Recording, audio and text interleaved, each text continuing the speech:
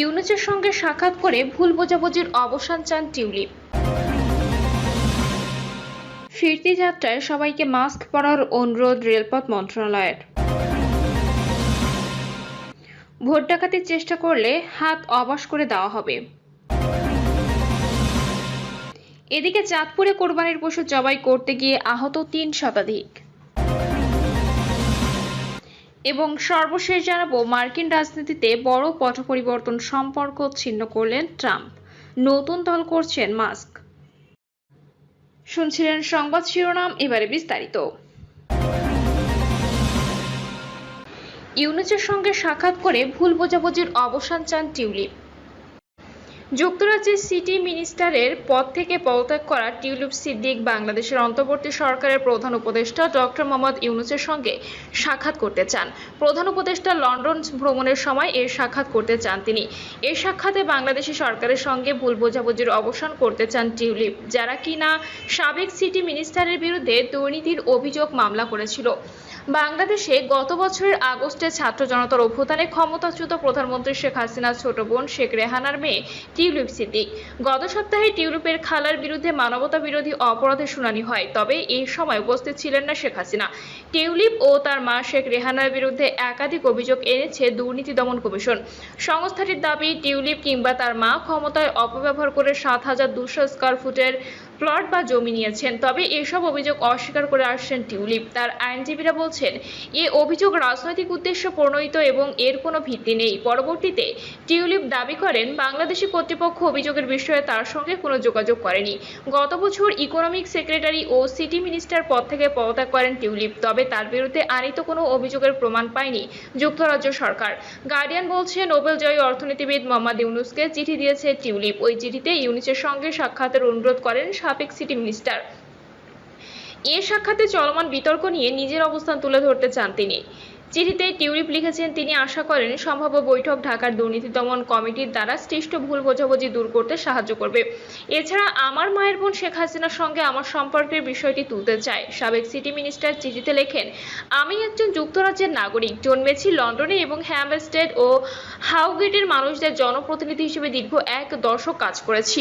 বাংলাদেশে থাকা কোনো সম্পত্তি বা ব্যবসার প্রতি আমার কোনো আগ্রহ নেই। দেশটি আমার হৃদয়ে থাকলে সেটি আমার দেশ নয়। আমার দেশ যেখানে আমি জন্মেছি, বড় হয়েছি ও নিজের ক্যারিয়ার করেছি। তিনি আরও লেখেন, আমি দুদকের কাছে বিষয়টি স্পষ্ট করার চেষ্টা করেছি, কিন্তু তারা লন্ডনে আমার আইনজীবীদের সঙ্গে যোগাযোগ করতে অস্বীকৃতি জানিয়েছেন। স্পষ্টতই ঢাকার একটি এলোমেলো ঠিকানায় চিঠিপত্র পাঠাচ্ছে। টিউলিপের দাবি, তার খালার প্রতিপক্ষরা তাকে লক্ষ্য করে উদ্দেশ্য প্রণোদিতভাবে রাজনৈতিক অপপ্রচার চালাচ্ছে। গত মাসে টিউলিপের বিরুদ্ধে বাংলাদেশে গ্রেপ্তারি পরোয়ানা জারি করা হয়। সাবেক সিটি মিনিস্টারের দাবি, তিনি গ্রেপ্তারি পরোয়ানা সম্পর্কে কিছু জানেন না, এমনকি তাকে বাংলাদেশে নিতে হলে যুক্তরাজ্য সরকার উপযুক্ত প্রমাণ দিতে হবে। ফিরতি যাত্রায় সবাইকে মাস্ক পরার অনুরোধ রেলপথ মন্ত্রণালয়ের। পবিত্র ঈদুল আজহা উপলক্ষে ট্রেনের ফিরতি যাত্রায় যাত্রীদের স্বাস্থ্যবিধি মেনে চলতে ও মাস্ক পরতে অনুরোধ জানিয়েছে রেলপথ মন্ত্রণালয়। আজ মন্ত্রণালয়ের জনসংযোগ কর্মকর্তা রেজাউল করিম সিদ্দিকী স্বাক্ষরিত এক সংবাদ বিজ্ঞপ্তিতে এই তথ্য জানানো হয়েছে।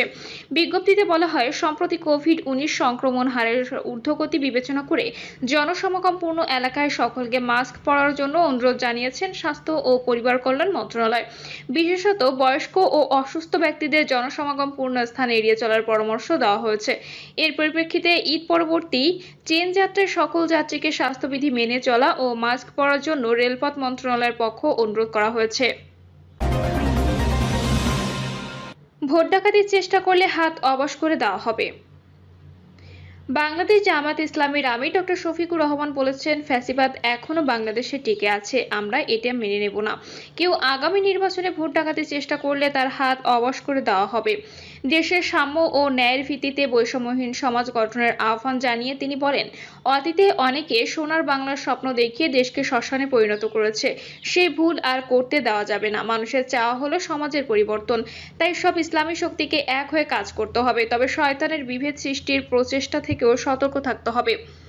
তিনি বলেন, জাতিকে সঠিক পথে পরিচালনার সক্ষমতা যাদের রয়েছে তারা হলেন আলেম ওলামা। আমি তাদের গভীর শ্রদ্ধা করি।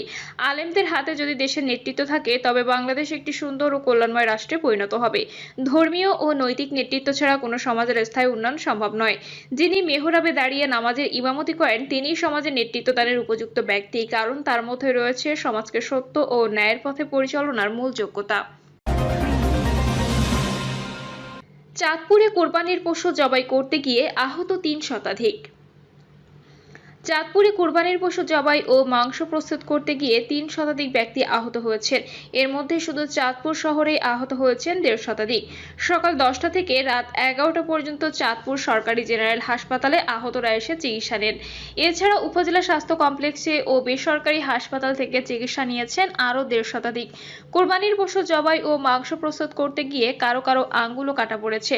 অনেকে গরুর লাথি গুঁতা খেয়ে হাত পায়ের হাড় ভেঙে কাটাচ্ছেন। চাঁদপুর শহরের শিমুল হাসান, আমিন, সাদেক ও জসিম মেহেদী সহ বেশ কয়েকজন আহত ব্যক্তি জানান, কোরবানি ঈদে সবাই একদিনের কসাই হিসেবে কাজ করেন। এখানে সবাই অপেশাদার। বিশেষ করে ছোট ছুরি দিয়ে গরুর মাংস কাটতে গিয়ে হাতে ছুরি লেগে কেটে যায়। পরবর্তীতে চাঁদপুর সরকারি জেনারেল হাসপাতালে এসে প্রাথমিক চিকিৎসা করতে হয়। চাঁদপুর সরকারি জেনারেল হাসপাতালের মেডিকেল টেকনিশিয়ান নোমান মিয়া জানান, শুধু ঈদের দিন সকাল 10টা থেকে দুপুর 2টা পর্যন্ত শতাধিক রোগী এসেছেন। এদের মধ্যে হাতে আঘাতপ্রাপ্ত রোগীর সংখ্যা বেশি, তবে বিকেল থেকে রোগীর সংখ্যা কমতে থাকে। যদিও সকাল থেকে মারামারি করে আহত রোগী আসতে শুরু করেছে। দুপুর 12টা পর্যন্ত অর্ধশত রোগী হাসপাতালে এসেছেন। মার্কিন রাজনীতিতে বড় পট পরিবর্তন, সম্পর্ক ছিন্ন করলেন ট্রাম্প, নতুন দল করছেন মাস্ক। প্রযুক্তি বিশ্বের প্রভাবশালী ব্যক্তিত্ব মার্কিন ধনকুবের ইলন মাস্কের সঙ্গে ঘনিষ্ঠ সম্পর্ক সম্পূর্ণভাবে ছিন্ন করেছেন মার্কিন প্রেসিডেন্ট ডোনাল্ড ট্রাম্প। স্থানীয় সময় শনিবার এনবিসি নিউজের এক সাক্ষাৎকারে ট্রাম্প জানান, তাদের সম্পর্ক ছিন্ন হয়ে গেছে। তিনি এই সম্পর্ক পুনরুদ্ধার করতে চান না। আপনি কি মনে করেন এই জুটির ঘনিষ্ঠ সম্পর্ক শেষ হয়ে গেছে? এনবিসি নিউজের এমন প্রশ্নের জবাবে ট্রাম্প বলেন, আমি ধরে নিচ্ছি হ্যাঁ। এরপর ক্ষতিগ্রস্ত সম্পর্ক মেরামত করতে চান কিনা জানতে চাইলে তিনি না উত্তর দেন। ট্রাম্পের নির্বাচনী প্রচারণায় মিলিয়ন মিলিয়ন ডলার অনুদান দিয়েছিলেন মাস্ক। এর পুরস্কার স্বরূপ হোয়াইট হাউসের একজন উপদেষ্টা হিসেবেও দায়িত্ব পেয়েছিলেন তিনি। তবে ট্রাম্পের বিগ বিউটিফুল কর ও ব্যয় বিল নিয়ে প্রকাশ্য সমালোচনার জেরে তাদের দ্বন্দ্ব চরম আকার ধারণ করেছে। এরপর 129 দিন দায়িত্ব পালনের পর ডিপার্টমেন্ট অব গভর্নমেন্ট এফিসিয়েন্সি থেকে পদত্যাগ করেন মাস্ক। এদিকে ট্রাম্পের ভাইস প্রেসিডেন্ট জেডি ভান্স মন্তব্য করেছেন, মাস্ক এতটাই পারমাণবিক হয়ে উঠেছেন যে তাকে হয়তো আর রিপাবলিকানদের মধ্যে স্বাগত জানানো হবে না। তিনি আরও বলেন, প্রেসিডেন্টের ওপর আক্রমণ করাটা একটি বড় ভুল ছিল টেসলা ও স্পেস এক্সের সিইওর। এর আগে গত বৃহস্পতিবার ট্রাম্প সাংবাদিকদের কাছে মাস্কের আচরণে হতাশা প্রকাশ করেন। মাস্ক এক্সে একের পর এক পোস্ট করে এর জবাব দেন, যেখানে তিনি দাবি করেন তাকে ছাড়া ট্রাম্প নির্বাচনে হেরে যেতেন। তিনি ট্রাম্পকে জেফ্রি এপস্টাইনের ফাইলগুলোতে জড়িত থাকার অভিযোগও করেন। যদিও মাস্ক পরে সেই পোস্টটি মুছে দিয়েছেন এবং এপস্টাইনের আইনজীবী এই অভিযোগ অস্বীকার করেছেন। ট্রাম্প তার নিজের মালিকানাধীন সামাজিক যোগাযোগ মাধ্যম ট্রুথ সোশ্যালে এর প্রতিক্রিয়া বলেন, মাস্ক পাগল হয়ে গেছেন। আরেক পোস্টে ফেডারেল সরকারের সঙ্গে থাকা মাস্কের প্রতিষ্ঠানগুলো চুক্তি বাতিল করার হুমকি দেন ট্রাম্প। এনবিসি নিউজের সঙ্গে সাক্ষাৎকারে ট্রাম্প আরও বলেন, প্রেসিডেন্টের অফিসের প্রতি অসম্মান দেখিয়েছেন মাস্ক। আমি মনে করি এটি খুব খারাপ একটি বিষয়, কারণ তিনি সম্মান দিতে জানেন না। আপনি প্রেসিডেন্টের কার্যালয়ে অসম্মান করতে পারেন না। ট্রাম্পের প্রেসিডেন্ট নির্বাচনী প্রচারে প্রায় $250 মিলিয়ন অনুদান দিয়েছেন বিশ্বের সবচেয়ে ধনী এই ব্যক্তি। তবে সামনের নির্বাচনে ট্রাম্প বিরোধীদের পাশে দাঁড়াতে পারেন মাস্ক। ডেমোক্রেটিক প্রার্থীদের সমর্থন করার সম্ভাবনার বিষয়ে জানতে চাইলে ট্রাম্প হুঁশিয়ারি দিয়ে বলেন, এর পরিণতি হবে ভয়াবহ। এর আগে বৃহস্পতিবার সামাজিক যোগাযোগ মাধ্যমে একটি ভোট আয়োজন করেন মাস্ক। সেখানে মাস্ক প্রশ্ন রাখেন, আমেরিকানদের ঠিকমতো উপস্থাপন করার জন্য যুক্তরাষ্ট্রে একটি নতুন রাজনৈতিক দল গঠনের প্রয়োজন আছে কিনা।